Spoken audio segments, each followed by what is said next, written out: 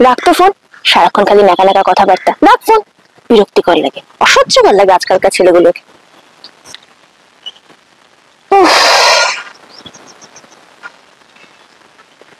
সারাক্ষণ ছেলেগুলোর সাথে rudely behave করিস, আবার এদিকে দুঃখ প্রকাশ করবি আমি সিঙ্গেল আমি সিঙ্গেল।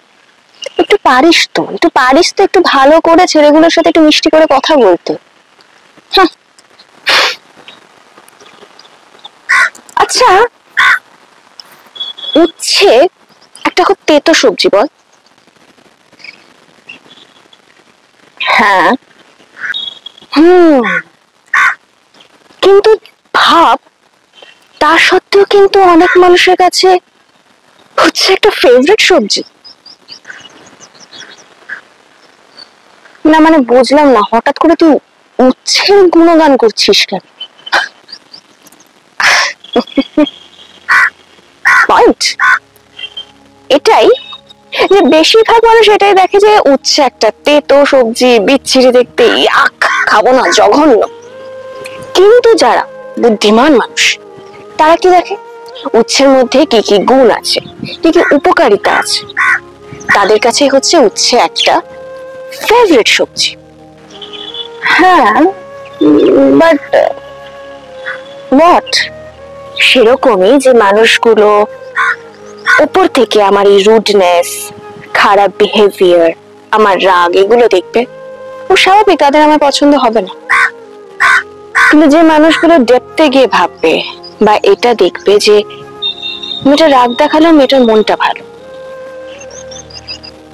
মেয়েটার মধ্যে কাইন্ডনেস আছে, down to earth, humble, of course talented, তাদের কিন্তু আমাকে ঠিক পছন্দ হবে। দেখ ভাই, সিম্পল কথা, ভালো ব্যবহার করলে তো যে কোনো মানুষের মন জয় করা যাবে। এক্ষুনি আমি জানি না কোনো ছেলের সাথে মিষ্টি করে কথা বলি, মিষ্টি করে হেসে হেসে কথা বলি, ইউ পটে যাবে। কিন্তু যে খারাপটা দেখে আমায় পছন্দ করবে, জানবো সেই জেনুইন, সে আমাকে মন থেকে জেনুইনলি ভালোবেসেছে। সিম্পল কথা। বেশ গভীর চিন্তা ভাবনা।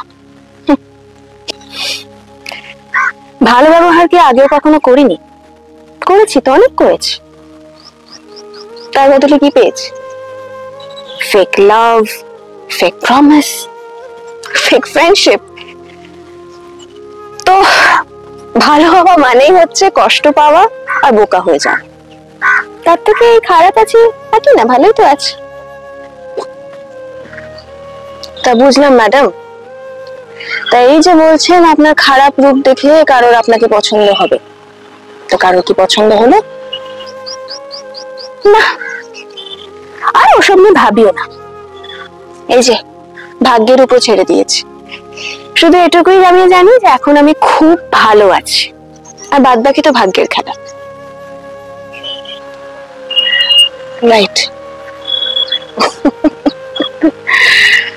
সবই ভাগ্যের খেলা। Just be what you are.